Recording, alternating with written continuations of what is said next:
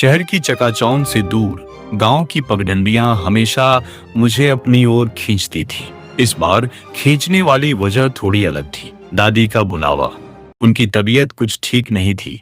माँ ने फोन पर बताया था और मैं अपने शहर के तनाव को पीछे छोड़ते हुए गांव की मिट्टी की खुशबू महसूस करने को बेताब था। गांव पहुंचने में अभी देर थी। हाईवे से उतरकर गांव की ओर जाने वाली सड़क पर गाड़ी मुड़ते ही पेड़ों की घनी छाया और भी गहरी होती गई। सड़क पर स्ट्रीट लाइट्स नाम की कोई चीज नहीं थी। बस मेरी गाड़ी की हेडलाइट्स ही रास्ता रोशन कर रही थी। अंधेरा धीरे धीरे गहरा रहा था और मैंने महसूस किया कि ये रास्ता पहले से ज्यादा सुनसान लग रहा था। शायद इतनी रात को कोई निकलता भी नहीं होगा। मैंने अपनी घड़ी पर नजर डाली। रात के 10 बज चुके थे। तभी हेडलाइट्स की रोशनी में कुछ दिखा। सड़क के बीचों बीच एक आकृति खड़ी थी।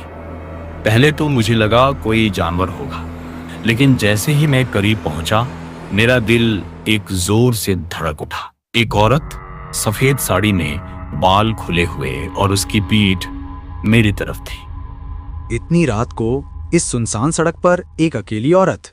मैंने धीरे से ब्रेक दबाए। गाड़ी की रफ्तार कम हुई। जैसे ही मैं और करीब पहुंचा वह घूम गई। वह धीरे धीरे मेरी गाड़ी की तरफ बढ़ने लगी। उसके पैर जमीन पर नहीं बल्कि हवा में तैर रहे थे। तुम तो आ गए। मुझे पता था तुम जरूर आओगे। मेरे रोंगटे खड़े हो गए। यह आवाज, यह चेहरा, मैंने उसे पहले कभी नहीं देखा था। यह कौन थी? मेरे दिमाग में सिर्फ एक ही बात थी, यहां से भागो। मैंने तुरंत गियर बदला और एक्सीलेटर पर पैर रख दिया। गाड़ी एक झटके के साथ आगे बढ़ी। मैंने पीछे मुड़कर नहीं देखा, बस गाड़ी भगाता चला गया। मेरी सांसें तेज हो गई थी। दिल पागलों की तरह धड़क रहा था। मेरी गाड़ी एक झटके के साथ रुक गई। मेरा सिर डैशबोर्ड से टकराया। मैं दर्द से कराह उठा। ठीक सामने वह मेरी गाड़ी के बोनट पर लेटी हुई थी। सोचा था बच जाओगे। मैंने तुरंत दरवाजा खोला और बाहर भागा, जंगल की ओर। बिना सोचे समझे पेड़ों की डालियां मेरे चेहरे से टकरा रही थीं, लेकिन मुझे कुछ महसूस नहीं हो रहा था। मैं बस भागना चाहता था। तुम कहाँ जाओगे? यह मेरा इलाका है। एक पेड़ के पीछे छिपकर मैंने सांस लेने की कोशिश की। मेरी आंखें इधर उधर घूम रही थी, अंधेरे में कुछ तलाशते हुए।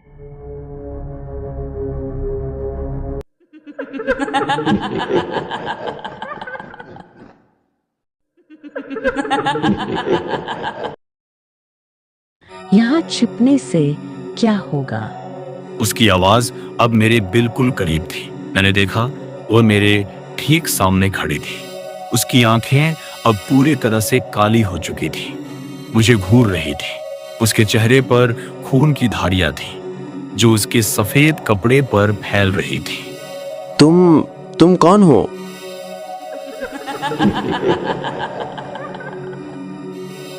कर्कश आवाज थी, जैसे सूखे पत्ते टूट रहे हों और कांच बिखर रहा हो।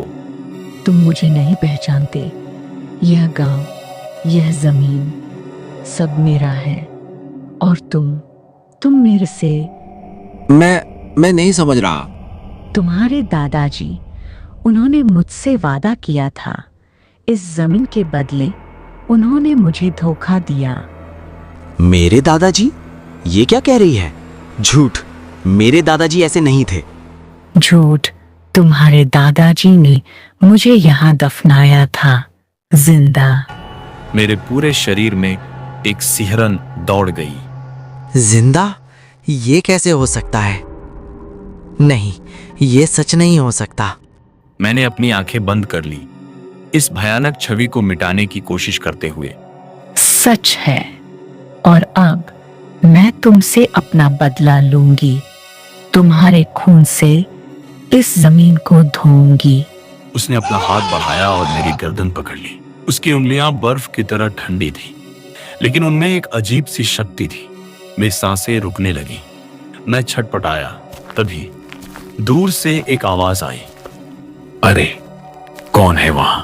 उस औरत की पकड़ थोड़ी ढीली हुई। मेरी गर्दन पर उसकी उंगलियों के निशान थे, ठंडे और लाल।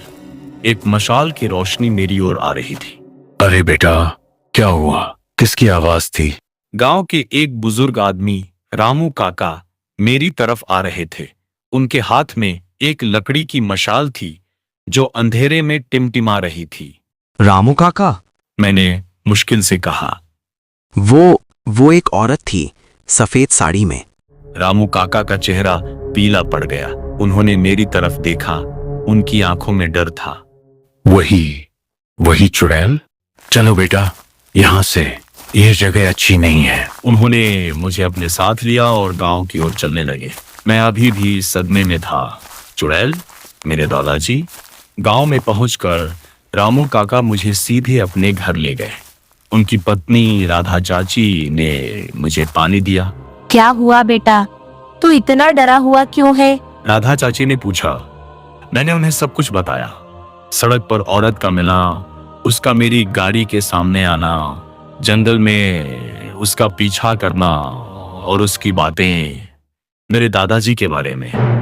रामू काका और राधा चाची एक दूसरे को देखने लगे। उनके चेहरों पर उदासी और डर था। बेटा, रामू काका ने एक लंबी सांस ली। जो तुमने देखा वो सच था। और चुड़ैल इस गांव की सबसे पुरानी और भयानक कहानी है। लेकिन मेरे दादाजी का क्या मतलब था? मैंने पूछा। रामू काका ने मुझे बिठाया। ये बात आज से 50 साल पुरानी है। तुम्हारे दादाजी रघुवीर इस गांव के सबसे अमीर और ताकतवर आदमी थे।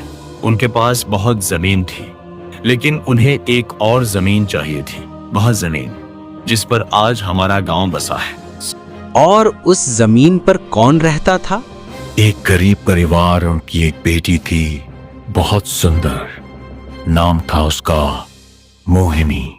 मोहिनी, वही नाम जो दादी कभी कभी बुदबुदाती थी जब वह बीमार होती थी। तुम्हारे दादाजी को वह जमीन चाहिए थी। उन्होंने मोहिनी के परिवार को बहुत धमकाया, लेकिन वे नहीं माने। एक दिन रघुवीर ने एक भयानक काम किया। क्या? उन्होंने मोहिनी का अपहरण कर लिया और उसे उस जमीन पर जिंदा दफना दिया, ताकि उसका परिवार डर जाए और जमीन छोड़ दे। मेरे शरीर में एक अजीब सी ठंडी लहर दौड़ गई। मेरे दादाजी? एक ऐसा काम? मुझे विश्वास नहीं हुआ। लेकिन किसी ने कुछ नहीं किया? रघुवीर बहुत ताकतवर थे। कोई उनके खिलाफ आवाज उठाने की हिम्मत नहीं कर सकता था। मोहिनी के परिवार ने गांव छोड़ दिया और रघुवीर ने वह जमीन ले ली। और मोहिनी, वो चुड़ैल दंगे? रामू काका ने सिर हिलाया। हाँ, उसकी आत्मा को शांति नहीं मिली। वह उस जमीन पर भटकती रहती है, अपने कातिल के परिवार से बदला लेने के लिए। और उसने मुझे पहचान लिया? तुम रघुवीर के पोते हो। तुम्हारे चेहरे पर रघुवीर की झलक है। उसने तुम्हें पहचान लिया। मैं स्तब्ध रह गया।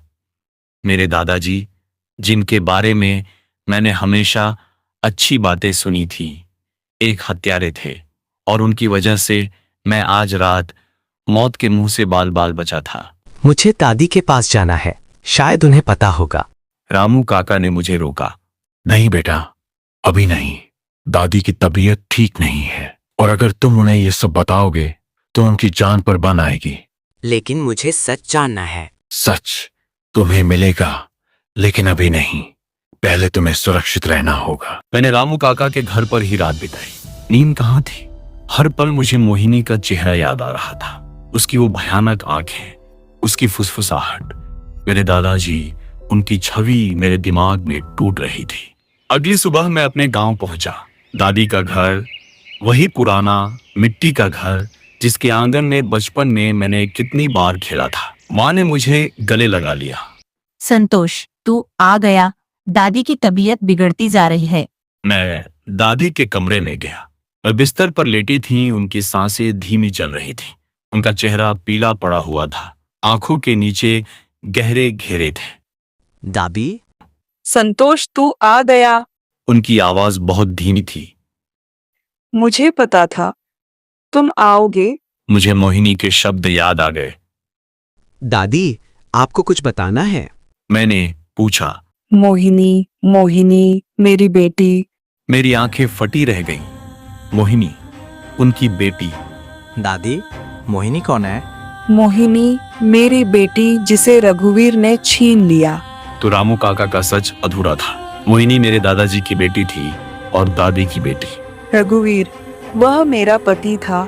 वह जमीन के लिए अपनी ही बेटी को मार डाला। मैं अवाक रह गया। यह और भी भयानक था।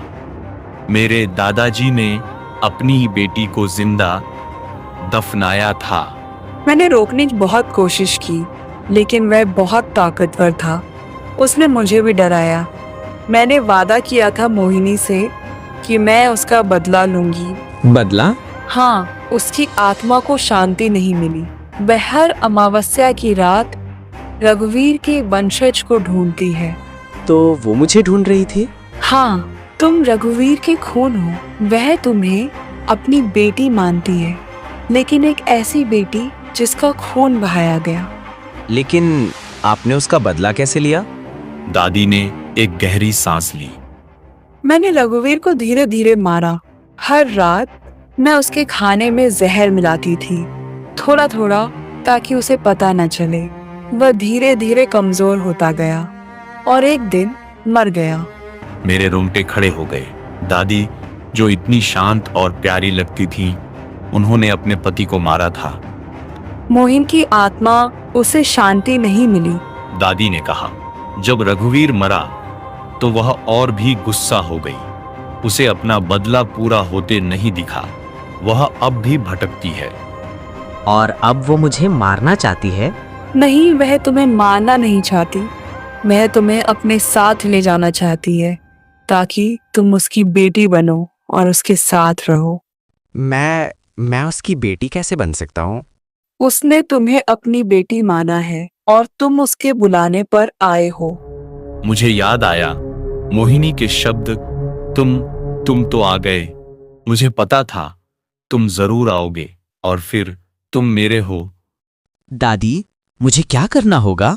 तुम्हें उसे शांति देनी होगी। तुम्हें उसे बताना होगा कि उसे अब और नहीं भटकना है। लेकिन कैसे? उस जमीन पर जाओ जहां उसे दफनाया गया था और उससे बात करो। लेकिन वो मुझे मार देगी। नहीं, वह तुम्हें नहीं मारेगी। वह तुम्हें अपने करीब चाहती है। तुम्हें बस उसे समझाना है। दादी की सांसें तेज होने लगी। जल्दी जाओ, अमावस्या की रात, वह आज रात है। मेरी आंखें फटी रह गईं। आज अमावस्या की रात थी। मैं तुरंत उठा। माँ ने मुझे रोकने की कोशिश की, लेकिन मैं नहीं रुका। मुझे जाना होगा माँ, दादी को बचाना है। मैं गांव से बाहर निकला, उसी रास्ते पर जहां मुझे मोहिनी मिली थी। अंधेरा घना होता जा रहा था और चांद आसमान में छिपा हुआ था। पेड़ों की फुसफुसाहट अब और भी डरावनी लग रही थी। मैं उस जगह पहुंचा जहां मेरी गाड़ी मोहिनी से टकराई थी। मेरी गाड़ी अभी भी वहीं खड़ी थी। बोनट पर खून के धब्बे थे। मैंने जंगल में प्रवेश किया, दादी की बातों को याद करते हुए। उस जमीन पर जहां मोहिनी को दफनाया गया था, पेड़ों के बीच से रास्ता बनाते हुए मैं एक पुरानी टूटी हुई झोपड़ी के पास पहुंचा। यह वही झोपड़ी थी जिसके बारे में रामू काका ने बताया था, जहां मोहिनी रहती थी। झोपड़ी के पीछे एक खाली जगह थी जहां पेड़ नहीं थे। मैंने उस जगह पर कदम रखा। एक अजीब सी ठंडक मेरे पैरों में उतर गई। जमीन से एक अजीब सी ऊर्जा निकल रही थी। मोहिनी, मैंने जोर से आवाज दी। मेरी आवाज जंगल में गूंज उठी। एक तेज हवा का झोंका आया। पेड़ों की डालियां जोर से हिलने लगी। मोहिनी, मैं जानता हूँ तुम यही हो। मैंने फिर कहा। अंधेरे में एक सफेद आकृति धीरे धीरे मेरे सामने प्रकट हुई। वही मोहिनी, उसकी आंखें लाल, उसके बाल बिखरे हुए। तुम फिर आ गए। तुम मुझे अपने साथ लेने आए हो। नहीं मोहिनी, मैं तुम्हें शांति देने आया हूँ।